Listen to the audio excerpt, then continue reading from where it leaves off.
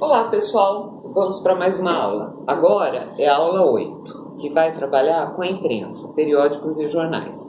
Além da imprensa, eu também quero colocar mais um adendo, mais um tipo de documento que eu acho que pode ser interessante para vocês, que são os manuais de civilidade. Depois eu explico.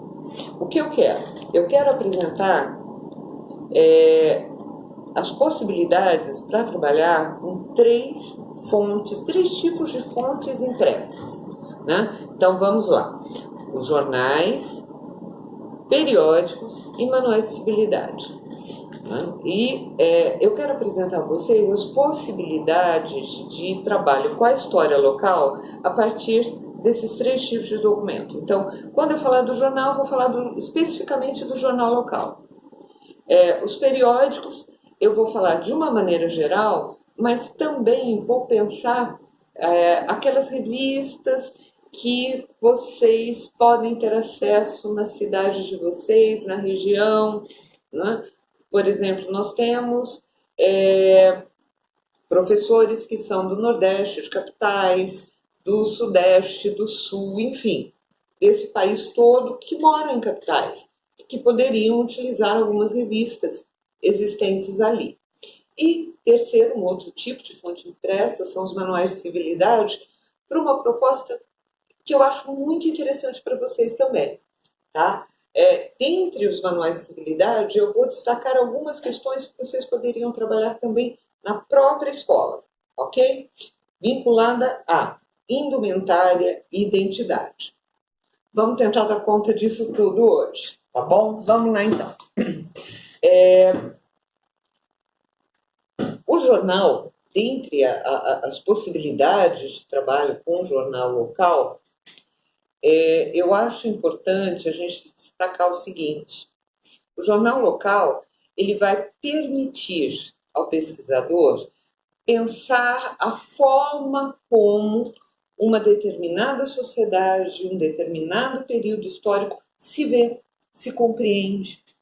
Como o jornal ele acaba dando notícias assim quase, entre aspas, né, quase que em tempo real, então, e tem algumas matérias que são um pouco mais elaboradas, a possibilidade de percebermos como esse jornal se posiciona diante da sociedade, diante de determinadas políticas públicas e principalmente como a cidade funciona, né? Então, quando vamos trabalhar com o jornal, nós temos, eu vou mandar para vocês uma ficha de avaliação de jornais, tá? Eu tenho uma ficha que me ajuda muito, né? Que talvez seja também uma sugestão interessante até para vocês aplicarem na aula, né? Então, esse jornal, qual é? É um jornal diário? É um jornal semanal? É quinzenal? É mensal? Quem é o editor do jornal? Enfim, esses aspectos técnicos são importantes, né? E vamos pensar direto nas matérias. Depois das atividades eu passo para vocês. O que é importante? Eu vou utilizar, nesses três tipos de documentação, eu vou utilizar minha pesquisa, as minhas pesquisas, na realidade. Então, eu vou pensar vou passar para vocês como eu pensei o trabalho com os meus objetos de pesquisa, tá? Eu acho que ajuda mais. Então, vamos pensar o jornal local. Eu utilizei o jornal local quando fiz o mestrado, certo? Então, o que eu fazia? Qual era o meu objeto de pesquisa? Eu ia trabalhar com um santo de cemitério. Deixa eu explicar o que é um santo de cemitério. Com certeza vocês terão santos de cemitério espalhados pela cidade de vocês, tá? No cemitério terá um santo, que são aquelas pessoas que morreram e que, com a morte, passaram a ser reverenciadas. Ou seja, são pessoas que, no dia de finados ou no dia do aniversário da morte dessa pessoa, o túmulo é visitado. E, muitas vezes, dependendo da dimensão desse culto, existem romarias, né? Existe todo um processo de organização do cemitério para atender esses visitantes.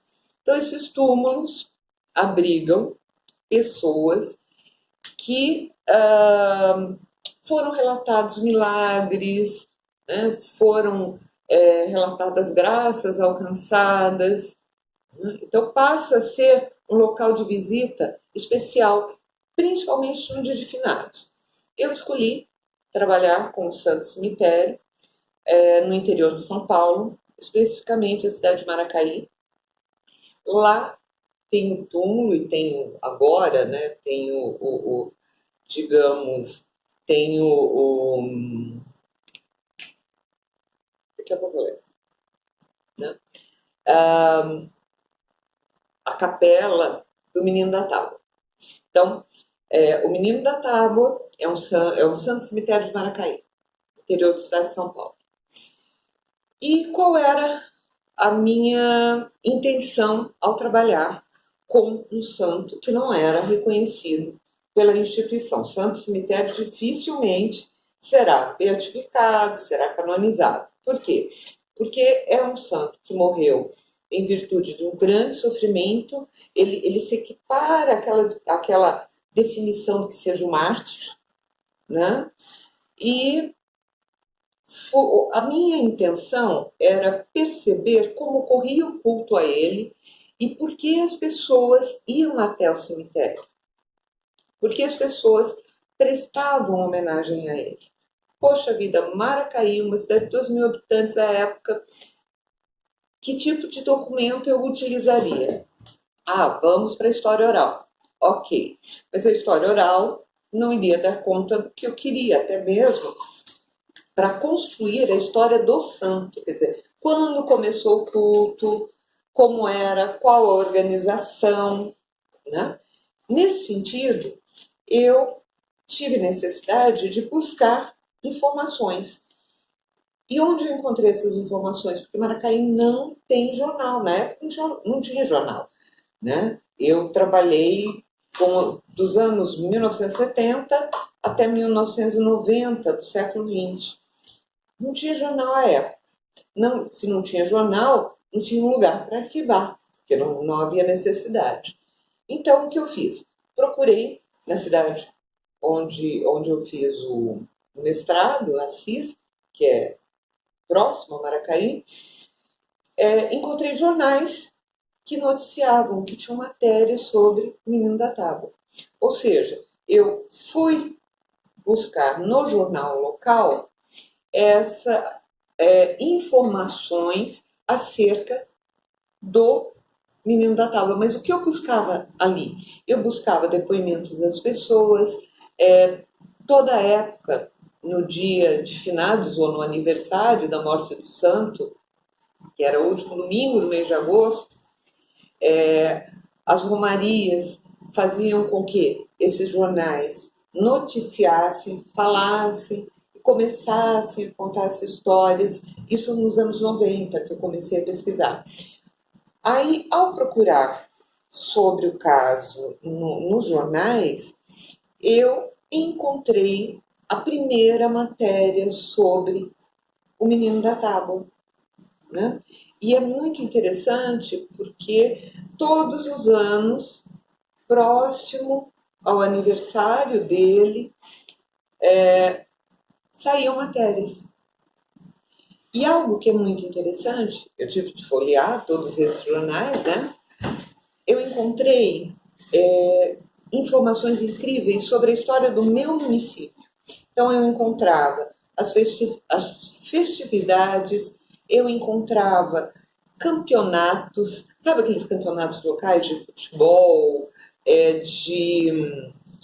futebol de salão, futebol de campo, os desfiles, então as festas cívicas.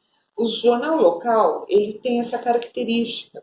Você consegue recuperar inúmeras histórias e práticas cotidianas. Como esse jornal trabalha, por exemplo, com cultura. O que é cultura para um determinado jornal da sua cidade? O que é esporte? E você vai conseguindo perceber a historicidade dos times de futebol da cidade, das atividades relacionadas às escolas, né? A escola tal irá promover um bingo, por exemplo. Escola recebe suplementação de verba. Quem são as pessoas, os políticos relacionados a essas escolas, né? Então, nós vamos encontrar inúmeras informações sobre a cidade que nós não conseguimos, né, encontrar com o depoimento oral apenas. Por quê? Porque depende muito de quais pessoas você pode entrevistar. Né? Então, de que maneira eu posso utilizar o jornal local para pensar minha pesquisa? Né? Você pode usar, a partir disso, para perceber quais são as práticas, quais são as histórias narradas, como as pessoas interpretam determinados fenômenos, né?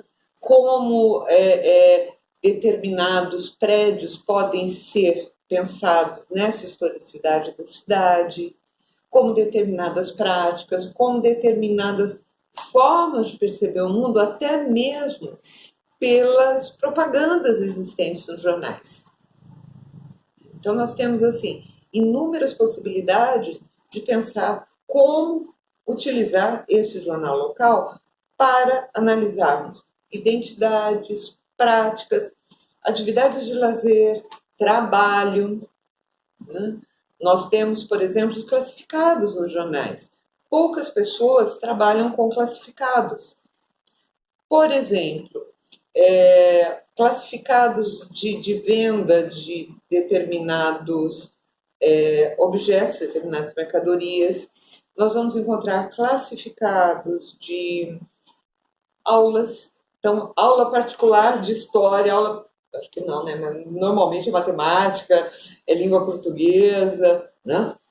Química, física, mas nós temos isso, né? Nós temos, por exemplo, matérias vinculadas aos problemas urbanos. Né? Podemos contar a história do local a partir do jornal. Né? Então, essa é uma possibilidade. A segunda possibilidade de utilização do jornal, e isso é interessante, foi uma pesquisa que eu desenvolvi aqui em Maringá sobre o campo religioso católico em Maringá, no qual a minha intenção era recuperar a história do catolicismo em Maringá. Ao tentar fazer isso, eu fui trabalhar com um jornal, né, o Folha do Norte do Paraná, que tinha, entre tantos editores e redatores, a figura do bispo, Dom Jaime Coelho, e ele não era o dono do jornal, não foi ele, pode ter sido um dos mentores, mas o jornal ele não se auto-intitulava católico, mas era um jornal que veiculava ideias católicas. Tinha um poder muito grande. Então, o que eu queria? Eu queria pensar como a instituição exercia controle acerca dos meios, dos veículos de informação. Então, de que maneira a Igreja Católica utilizou este jornal para divulgar suas ideias, seus preceitos, inclusive a sua orientação política. Então, podemos também ver o jornal local a partir da forma de como as instituições fortes, predominantes na cidade, aparecem ali. Né? Então, é uma forma de perceber, olha, como a prefeitura da minha cidade se posicionou diante de um determinado assunto. Qual a relação que eu consigo estabelecer entre um poder e outro? Né? Como o jornal, como ele dá espaço para determinadas políticas públicas, tem como o jornal apresenta prefeitos, vereadores, enfim, é uma possibilidade. Então, apresentei para vocês a possibilidade de trabalhar no jornal local, tanto para pensar essas práticas, como também práticas cotidianas. Festas, lazer, horóscopo. História de horóscopo em jornal é ótimo. Trabalhar com as tirinhas também, né? Trabalhar com receitas, enfim. As possibilidades de trabalhar com o jornal local para pensar práticas cotidianas é muito legal, tá? E também pensar esse jornal e a sua relação com as instituições. Como essas instituições, elas aparecem no jornal, como essas instituições também influenciam o próprio olhar do jornal. Isso é muito legal. Então, essa é uma proposta e eu vou passar para vocês depois a ficha de análise do jornal, tá bom? O segundo tipo de documento são os periódicos. Os periódicos, eles são um outro tipo de publicação. Eles não são de consumo diário, tem alguns que são semanais, mas ele tem um outro tipo de configuração, né? Esses periódicos, eles têm uma durabilidade maior, existe também o tempo para construir a matéria, né? Então, essa matéria muitas vezes tomar de artigos, né? E esse periódico, ele ajuda principalmente a pensarmos como intelectuais, como uma sociedade se posiciona diante do seu tempo. Então, por exemplo, uma análise sobre um determinado movimento que está a ocorrer naquele momento. Você vai encontrar notícia no jornal, mas você vai encontrar uma análise mais detalhada no periódico, porque existe um espaço. E uma vantagem, né? A vantagem desse periódico, ele ter sido melhor preservado do que o jornal. O jornal, você consegue ter acesso ao jornal na sede do próprio jornal, que eles fazem um arquivo, alguns arquivos públicos, né? E muitas vezes, quando não existe um arquivo público ou o jornal não existe mais, às vezes algumas universidades detêm a posse, né, desses jornais, ou estão, e mesmo assim, em qualquer das situações, o estado deles é lastimável. Né? Nós não temos ainda a prática do guardar, mas guardar com cuidado. Né? Nós guardamos os jornais, mas sem as necessárias condições, principalmente quanto menor a cidade, menor o compromisso em preservar. Né? Então, a necessidade de organizarmos um acervo, inclusive. Aí a sugestão para vocês, organizarem acervos documentais nas cidades de vocês.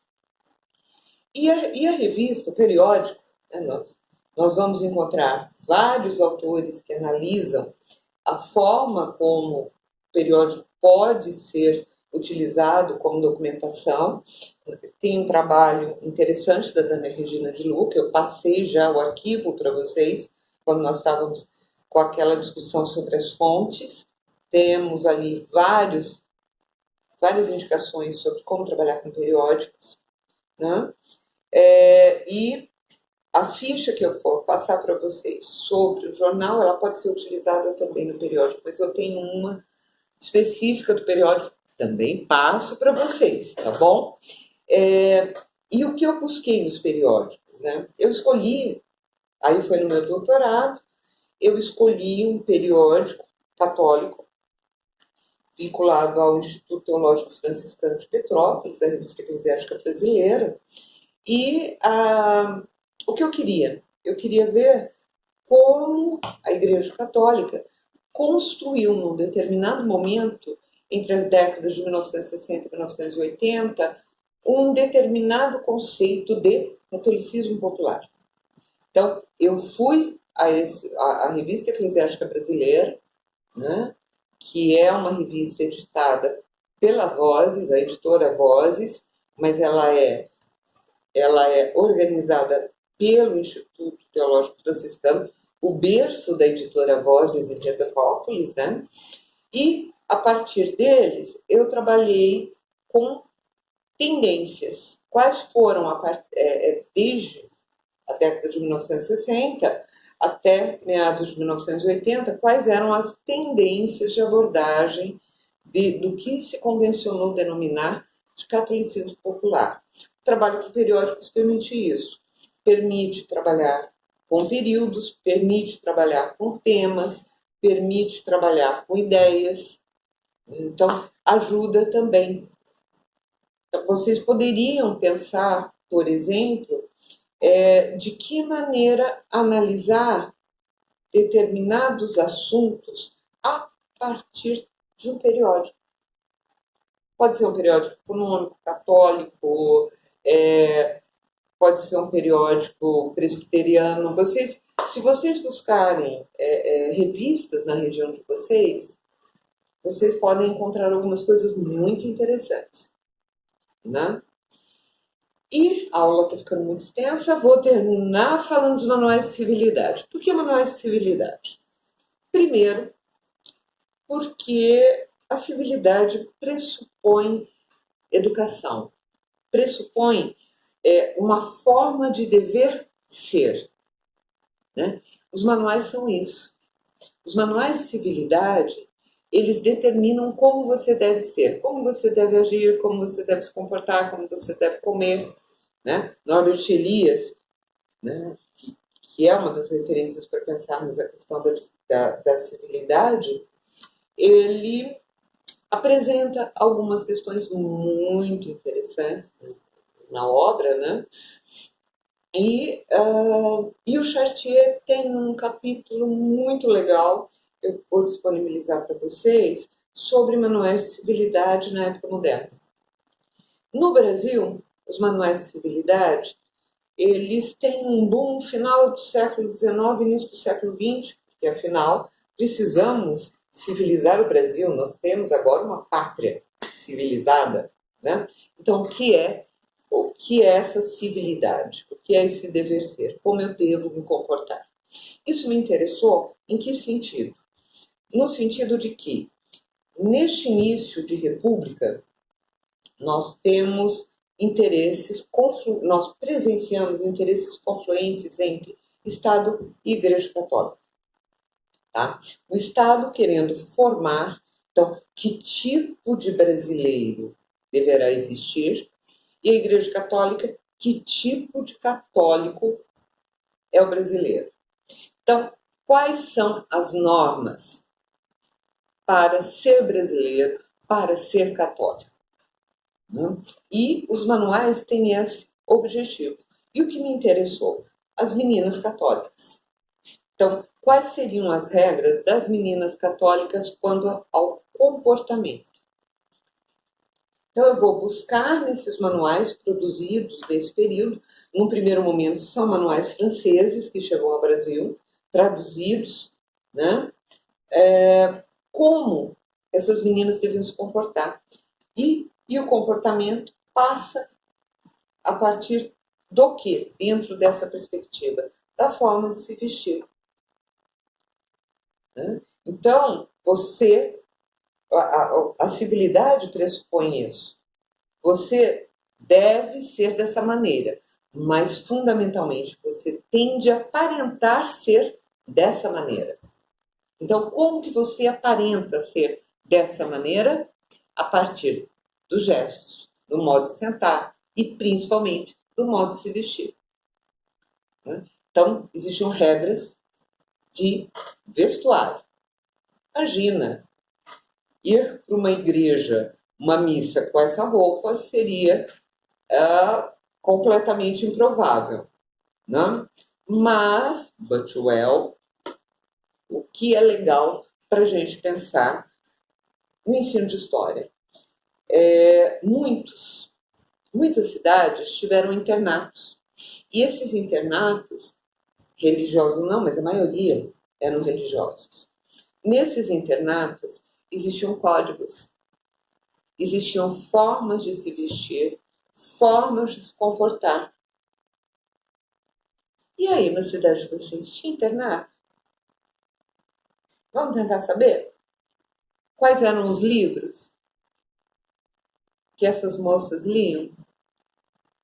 O que elas deviam fazer? Como elas deviam ser? Né? E uma coisa que é muito interessante, que também poucas pessoas trabalham: história dos uniformes escolares. Na escola, tinha uniforme? Quais eram as normas, as regras do uniforme? Qual era a padronização? Quais eram os modos de ser aluno na escola? Nós podemos perceber muito disso a partir dos uniformes. Uma história dos uniformes escolares da cidade de vocês. Que tal? Ou do estado. Essas são algumas sugestões para pensarmos em fontes impressas, tá? E, no caso dos periódicos, jornal local e revistas. Tá bom? Beijo grande.